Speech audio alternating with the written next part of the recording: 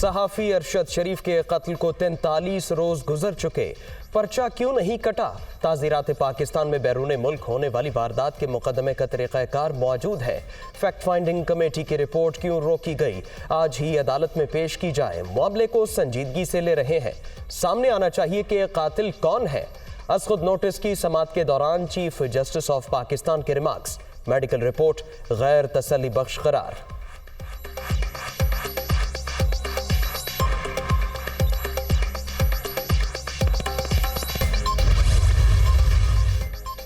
ارشد شریف کے قتل کی تحقیقات کے لیے جوڈیشل کمیشن بنانے سے متعلق چیف جسٹس آف پاکستان کو خط لکھا جا چکا ہے۔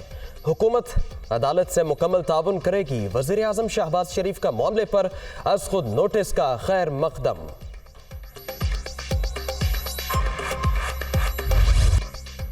قبل از وقت الیکشن ہوں گے، نہ ہی کوئی دباؤ قبول کیا جائے گا۔ عمران خان کی کسی دھمکی کا اثر نہیں لیا جائے گا۔ تحریک انصاف کی سیاسی حکمت عملی کا ہر سطح پر مقابلہ کریں گے۔ شہباز شریف اور مولانا فضل الرحمان کی ملاقات میں اتفاق۔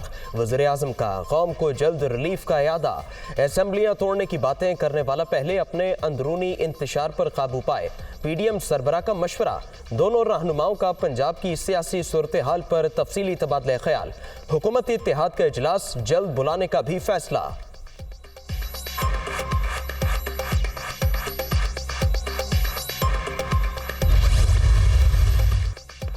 ہمارے کچھ لوگ اسمبلیاں توڑنے سے گھبرا رہے ہیں۔ ایوانوں سے نکلے تو مقبولیت کم نہیں ہوگی۔ اتحادیوں کی ہر بات ہماری لائن اور لینتھ پر نہیں ہو سکتی۔ ایسی باتوں کو درگزر کرنا چاہیے۔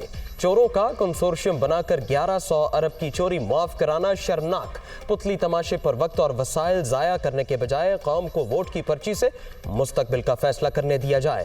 عمران خان کا مطالبہ۔ وزیر اعظم آزاد کشمیر کی نشاندہی پر ان کے خلاف انتقامی کارروائی کی گئی۔ پی ٹی آئی چیئرمین کی تنقید۔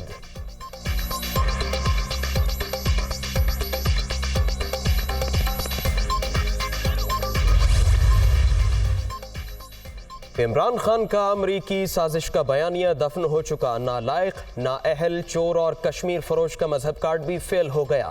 شہداء کے خلاف مہم چلانے والا شہباز شریف کو نہ بتائے کہ کشمیر پر کیا کرنا ہے۔ مریم اورنگزیب کا رد عمل۔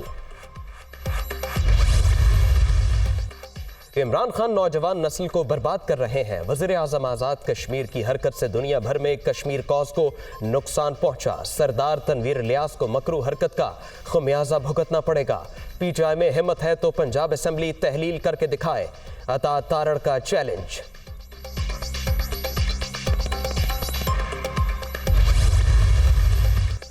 اسمبلیاں تحلیل کرنے کا مشن۔ عمران خان سے قصور، ننکانہ اور شیخوپورہ سے تعلق رکھنے والے ارکان اسمبلی کی ملاقات۔ سیاسی صورتحال پر مشاورت۔ منتخب نمائندوں نے پی ٹی آئی چیئرمین کے فیصلے کی تائید کر دی۔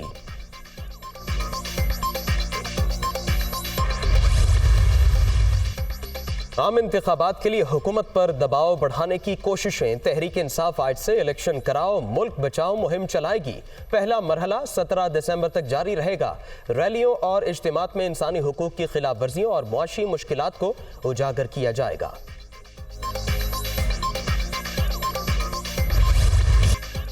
ریاستی ریٹ کے قیام میں قبائلی عوام اور سیکیورٹی فورسز کی بے شمار قربانیاں شامل۔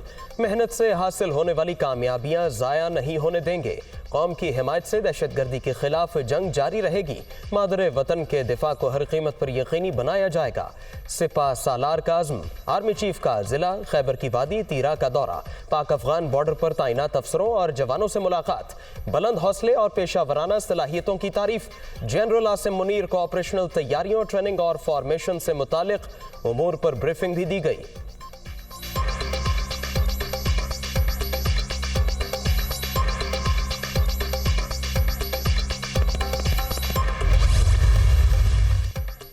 روس پاکستان کو انتہائی سستا تیل دینے پر تیار۔ عالمی مارکیٹ کے مقابلے میں ریٹس $20 سے $30 فی بیرل کم ہوں گے۔ انشورنس، شپنگ اور دیگر چارجز پر معاملہ طے ہونا باقی۔ پیٹرولیم مصنوعات کی خریداری کے حوالے سے پیش رفت جنوری میں متوقع۔ یہ بات بالکل کلیئرٹی سے کہنا چاہتی ہوں کہ پاکستان اس وقت ڈیفالٹ نہیں کر رہا ہے، انشاءاللہ نہیں کوئی خطرہ ہے۔ ہم IMF پروگرام میں ہیں، ان سے مستقل ہماری انگیجمنٹ چل رہی ہے۔ اس وقت ارجنسی پریشان ضرور ہے۔ اگر میں آپ کو یہ نہیں کہوں کہ ہم سب ٹھیک ہے، ٹوٹل اسٹیبلائزیشن ہے، سب کچھ ٹھیک ٹھاک ہے، تو یہ غلط ہوگا۔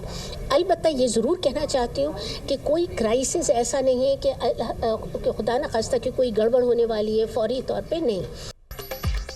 معاشی محاذ پر سب ٹھیک نہیں، پریشانی ضرور ہے، تاہم پاکستان کے ڈیفالٹ کرنے کا خدشہ نہیں۔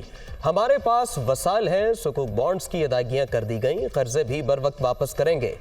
IMF پروگرام مکمل کرنا چاہتے ہیں، عالمی ادارے سے آن لائن بات چیت جاری ہے۔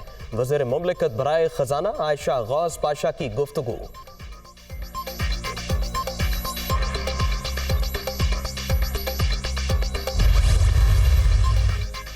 8 ماہ سے ملک کو مارشل لاء جیسی صورتحال کا سامنا، یہ پاکستانی تاریخ کا تاریک ترین دور ہے۔ ایسی معاشی تباہی تو کسی قدرتی آفت یا جنگ کے دوران بھی نہیں ہوئی۔ امپورٹڈ حکومت کا جلد خاتمہ ناگزیر ہے۔ حماد اظہر کا ٹویٹ۔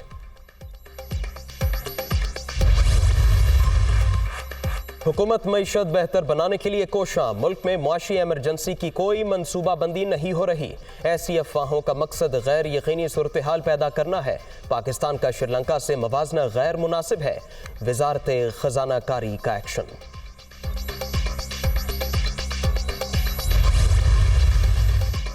وزیر خزانہ اسحاق ڈار سے چینی سفیر نونگ رونگ کی ملاقات۔ وزیر خزانہ نے مشکل وقت میں چینی حکومت کی امداد کو سراہا، پاکستانی عوام کے ساتھ کھڑے ہیں۔ چینی حکومت پاکستان سے مسلسل تعاون کرتی رہے گی، نونگ رونگ کی یقین دہانی۔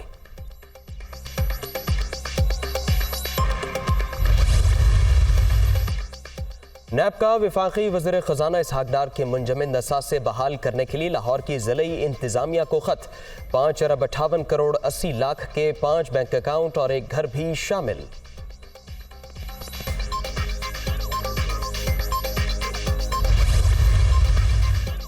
وزیر اعلیٰ پنجاب کا گوجرانوالہ کو لاہور سیالکوٹ موٹر وے سے لنک کرنے کا اعلان۔ اقدام سے شہریوں کو بڑی سہولت ملے گی، صنعتی ترقی کی راہ بھی ہموار ہوگی۔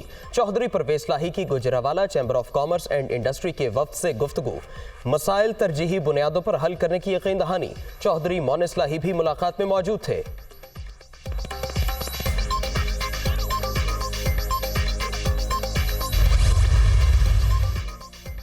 CDA نے اسلام آباد میں سینٹورس مال کو ڈی سیل کر دیا، جس حصے میں قواعد کی خلاف ورزیاں کی گئیں وہ بدستور سیل رہے گا۔